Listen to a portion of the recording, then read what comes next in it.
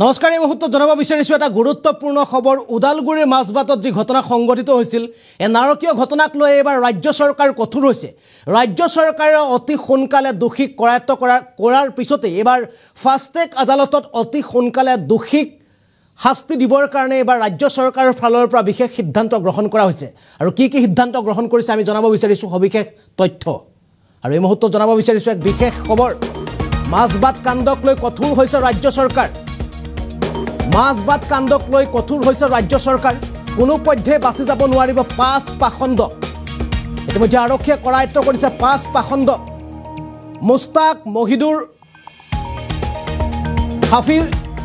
হাফিফুল Saddam FASTag আদালতত বিচাৰৰ আহ্বান ৰাজ্য চৰকাৰ ফাষ্টেগ আদালতত বিচাৰৰ আহ্বান জনাইছে ৰাজ্য চৰকাৰে ঘটনাস্থলীত উপস্থিত মন্ত্ৰী জয়ন্ত মল্ল বৰুৱা মাজবাটত ঘটনাস্থলীত উপস্থিত হৈছে মন্ত্ৰী জয়ন্ত মল্ল বৰুৱা মাজবাটৰ বিভিন্ন প্ৰান্তত চলি থকা অসামাজিক কাম-কাজৰ বিৰুদ্ধে সৰব হৈছে ৰাজ্য চৰকাৰ মাজবাটত চলি থকা অসামাজিক কাম-কাজৰ বিৰুদ্ধে ৰাজ্য চৰকাৰ কঠোৰ হৈছে শীঘ্ৰে চৰকাৰী মাটিত বাস কৰা লোকৰ বিৰুদ্ধে ল'ব ব্যৱস্থা এগৰাকী নৱম শ্ৰেণীৰ কণমানিক ভয়ংকৰ কাণ্ড কৰিছিল পাঁচ পাখণ্ডই এক ভয়ংকৰ কাণ্ড কৰিছিল উত্তপ্ত হৈ পৰিছিল ওদালগুৰি মাজবাট ঘটনাৰ পাছতে সমগ্ৰ বিষয়ৰ ওপৰত হস্তক্ষেপ মুখ্যমন্ত্ৰীয়ে হস্তক্ষেপ কৰিছে ঘটনাক লৈ মাজবাট কাণ্ডক লৈ কঠোৰ হৈছে ৰাজ্য চৰকাৰে স্থিতি কঠোৰ লৈছে এবাৰ মাজবাটৰ ঘটনাক লৈ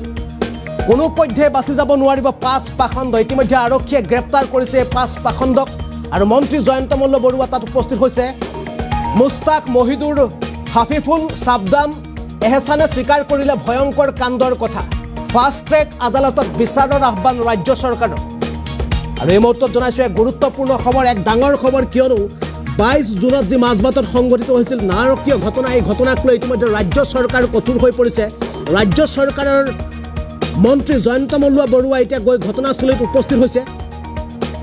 অসামাজিক কাম-কাজৰ বিৰুদ্ধে সৰব হৈছে ৰাজ্য চৰকাৰ মাজবাটৰ বিভিন্ন প্ৰান্তত যিসমূহ অসামাজিক কাম-কাজ চলি আছিল বিভিন্ন সময়ত তাক লৈ এতিয়া ৰাজ্য চৰকাৰৰ কঠোৰ সিদ্ধান্ত শীঘ্ৰে চৰকাৰী মাটিত বসবাস কৰা লোকৰ বিৰুদ্ধে লোৱা হ'ব ব্যৱস্থা এগৰাকী নৱম শ্ৰেণী কণমানিক ভয়ংকৰ কাণ্ড কৰিছিল পাঁচ পাখণ্ডই উত্তপ্ত হৈ পৰিছিল ওদালগুৰিৰ মাজবাট আৰু ঘটনাৰ পাছতে সমগ্ৰ বিষয়ৰ ওপৰত হস্তক্ষেপ কৰিছে মুখ্যমন্ত্ৰী আৰু এই মুহূৰ্তত জনাইছে বিশেষ দৃশ্য দেখুৱাবলৈ চেষ্টা কৰিছো ইতিমধ্যে পাঁচ পাখণ্ডৰ বাসগৃহ একাংশ উত্তেজিত জনতাই আজি ভাঙি পেলাইছিল যি পাঁচ পাখণ্ডই নাৰকীয় ঘটনা সংঘটিত কৰিছিল তাৰ পাছতে এনেদৰে সাধাৰণ জনতাই ওলাই আহিছিল তেওঁলোকৰ খঙৰ বহিঃপ্ৰকাশ হৈছিল আৰু যাৰ ফলত তেওঁলোকে সেই পাঁচ পাখণ্ডৰ যি ঘৰ আছিল ঘৰক তেওঁলোকে এনেদৰে ভাঙি লণ্ডভণ্ড কৰি দিয়াৰ লগতে জ্বলাই ছাৰখাৰ কৰিছিল আৰু তাৰ পাছতে এই ঘটনাক লৈ এতিয়া ৰাজ্য চৰকাৰৰ কঠোৰ স্থিতি যিসকল লোকে তাত বসবাস কৰা যিসকল লোকে চৰকাৰী মাটিত বসবাস কৰি আছে তেওঁলোকক অতি সোনকালে হয়তো অসম চৰকাৰৰ ফালৰ পৰা বা আৰক্ষী প্ৰশাসনে হয়তো উচ্ছেদ কৰাৰ সম্ভাৱনা আছে ইতিমধ্যে ঘটনাক লৈ এই সমগ্ৰ ঘটনাৰ ওপৰত এতিয়া হস্তক্ষেপ কৰিছে অসম চৰকাৰ মুখ্যমন্ত্ৰীয়ে হস্তক্ষেপ কৰিছে ইতিমধ্যে মন্ত্ৰী জয়ন্ত মল্ল বৰুৱা গৈ তাত উপস্থিত হৈছে এই মুহূৰ্তত আমাৰ ওচৰত কিছু মন্তব্য আহি পৰিছে পুনে আপোনালোকক মন্তব্য দেখুৱাবলৈ চেষ্টা কৰিছো যোৱা পৰহি ৰাতি বা সন্ধিয়া সময়ত যি ঘটনা ঘটিলে এই ঘটনা অত্যন্ত দুখ লগা আৰু মই পুলিচ প্ৰশাসনক এই ক্ষেত্ৰত ধন্যবাদ জ্ঞাপন কৰিম যে যোৱা কালি দুপৰীয়াৰ পিছবেলা এই ঘটনা গম পোৱাৰ লগে লগে বা অভিযোগকাৰী অভিযোগ দিয়াৰ লগে লগে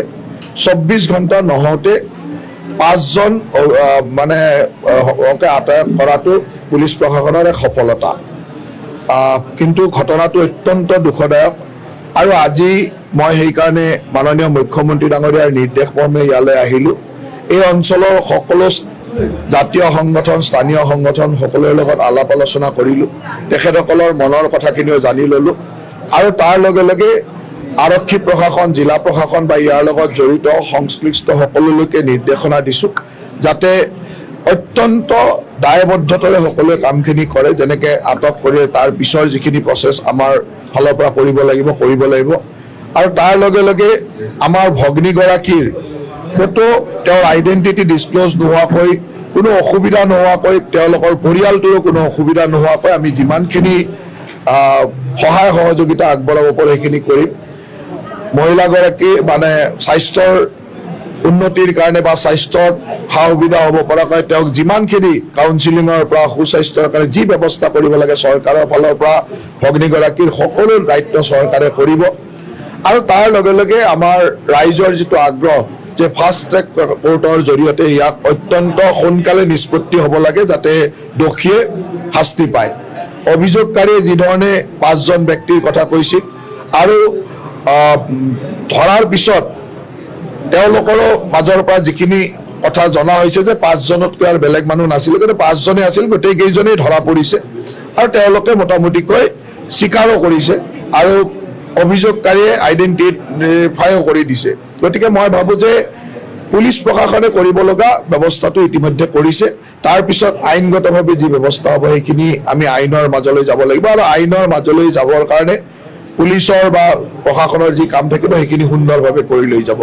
এই কথাটো এনেকুৱা যে এই অঞ্চলত কিছু এনেকুৱা অসামাজিক অঞ্চল বা এনেকুৱা ধৰণৰ অসামাজিক ঘটনা কৰা কিছু অঞ্চল আইডেণ্টিফাইও কৰা হৈছে আৰু আজি ৰাইজে এইটো আগ্ৰহ প্ৰকাশ কৰিছে যে তেনেকুৱা চৰকাৰী মাটিতো তেনেকুৱা মানুহ আছে বুলি আইডেণ্টিফাই কৰিছে এই কথাবিলাক আমি অত্যন্ত গুৰুত্ব সহকাৰে চাম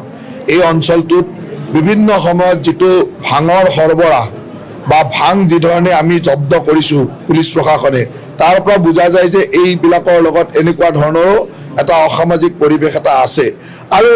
সেইকাৰণে আমি অত্যন্ত কঠোৰভাৱে আজি জিলা আয়ুক্ত আৰু আৰক্ষী অধীক্ষক ইয়াত আছে আমি অত্যন্ত কঠোৰতাৰে এই কামখিনি কৰিবলৈ নিৰ্দেশনা দিছোঁ আৰু আপোনালোকে দেখিছে যে মুখ্যমন্ত্ৰী ডাঙৰীয়াই গম পোৱাৰ লগে লগে ইমিডিয়েটলি মোক ইয়ালৈ আহিবলৈ নিৰ্দেশনা দিছে আৰু মই আহি সকলোৰে লগত এই ধৰণৰ কথাখিনি পাতিছোঁ কথাটো এনেকুৱা যে অসমৰ কিছুমান সামাজিক আৰু ৰাজনৈতিক ঘটনাই কেতিয়াবা কেতিয়াবা